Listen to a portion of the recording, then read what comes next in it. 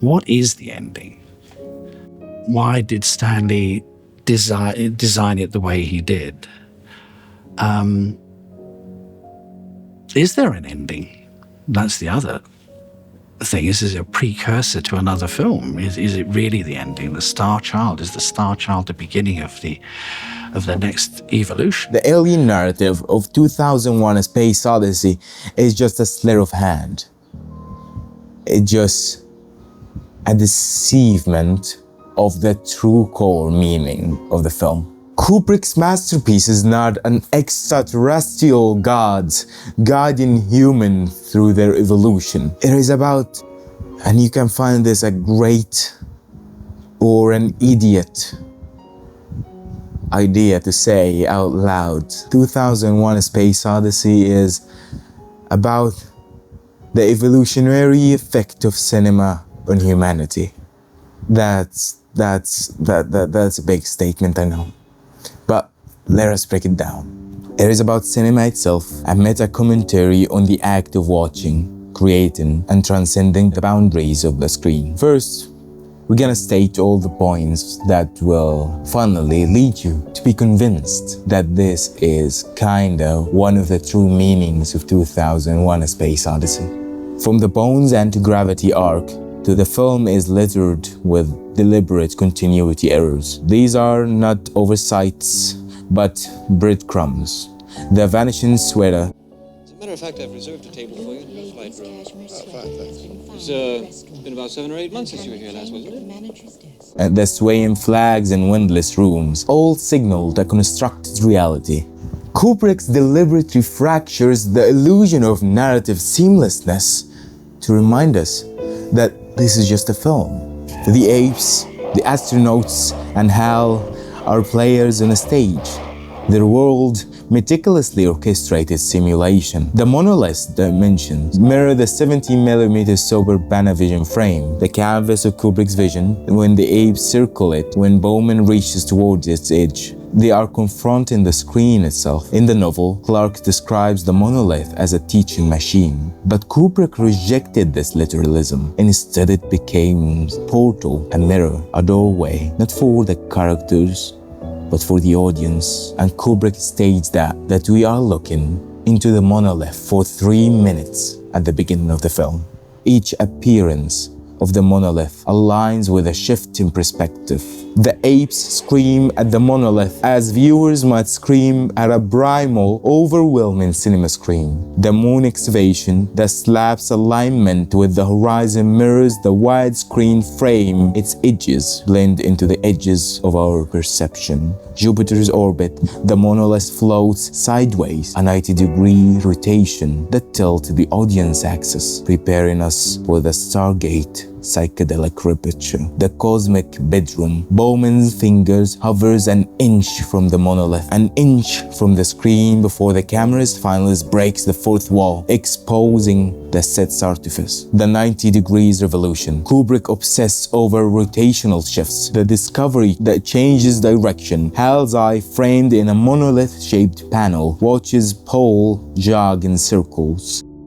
Stargate sequence, where the screen itself rotates, collapsing vertical and horizontal planes into a void. The feedback screech what pierces the soundtrack. It's the howl of a projector lamp, the scream of a medium recognizing itself. And you can find the 90 degrees from the total beginning, as we stated, the Moon Watcher, when he just tilted his head of understanding, and the tilting of the monolith itself, and the tilting of the bone, and the tilting of the Stargate. And you can see clearly a reference to the cinema screen, as you can see 3 cinema screens behind him speaking in this shot. Music of the Void. Legity's Atmospheres plays over 3 black screens before the title, during the intermission, and after the credits. These are overtures to the audience's mind. The monolith theme, Requiem, evokes dread until its final sequence, where silence reigns. Bowman, now clad in white, needs no soundtrack. He has escaped the film's audiovisual prison. The crew of the Discovery did not dream in hypersleep, yet Bowman, reborn in the neon-lit bedroom, splashes real water, eats real meat, and ages in real time. This is Kubrick punchline, the dreamless. Astronauts are trapped in the film's sterile fiction, while Bowman awakens to the messy, organic reality of the viewer. The emergency revival instructions, a cheeky nod to the audience's role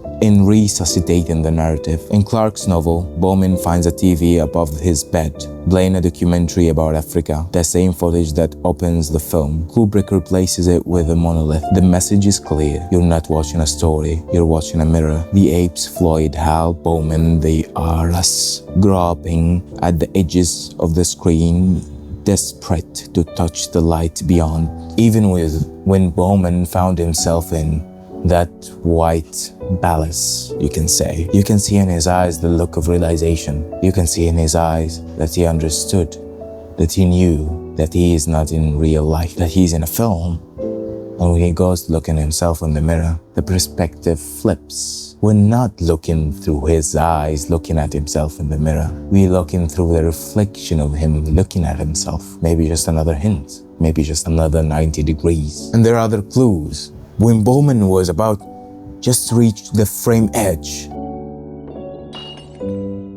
a metaphor of being not applicable right now, but it hints him to glance at himself when he is ready, a glance at himself when he's much older. And at this point, we see him reaching again for something, reaching again, really, for the monolith. He can't touch it, it's so far away.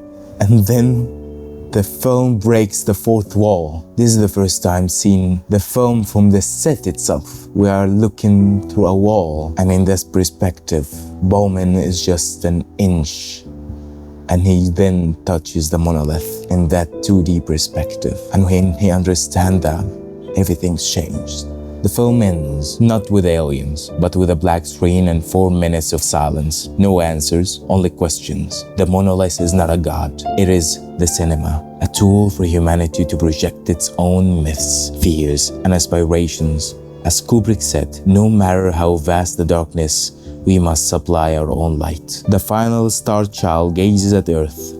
They're not us. It is not a symbol of alien ascendance, but of the audience's awakening. We are the creators, the destroyers, the ones who must rotate the monolith, the screen, and see it for what it is, a doorway waiting for our fingers to breach the frame. But after all of that, you would think that the first time that this movie is gonna be premiered, it will haunt people for ages. But that was not the case.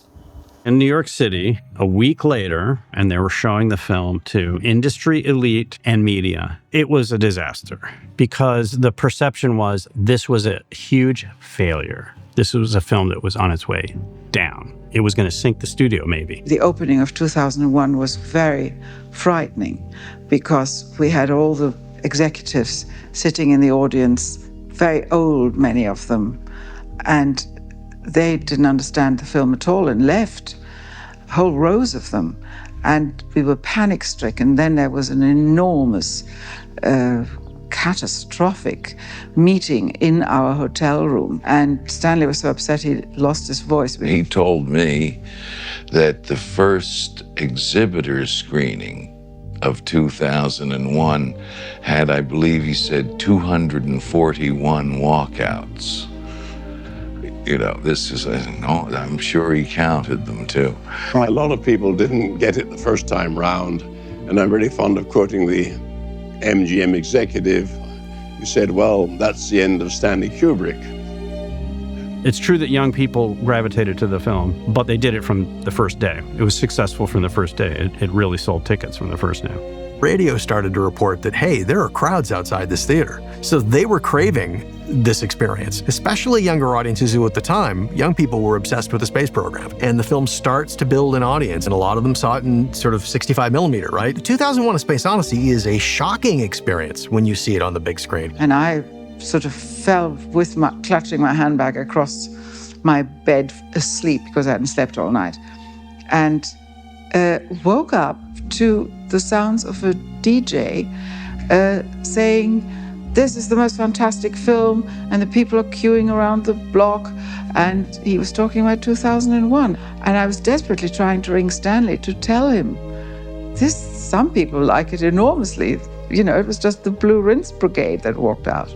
2001 received a National Catholic Award for its imaginative vision of man's creative encounter with the universe. 2001 also won an Academy Award for Best Visual Effects. As the film's director and designer, Kubrick received his only ever Oscar. It was that kind of process of personally taking possession of not only the people, the technology, the art, the craft of making movies. He was it. He embodied the whole thing, and he invited actors, cinematographers, production designers to come into his family and collaborate with him, which for some people was difficult. I always thought I'd work with Stanley again. You know, we kept in touch over the years and everything, and talked about other projects, and it's a sad thing that I won't have that great opportunity. I miss him. How could one not miss him? He felt extremely lucky to be in a situation where he could tell stories on such a large scale and millions of dollars involved.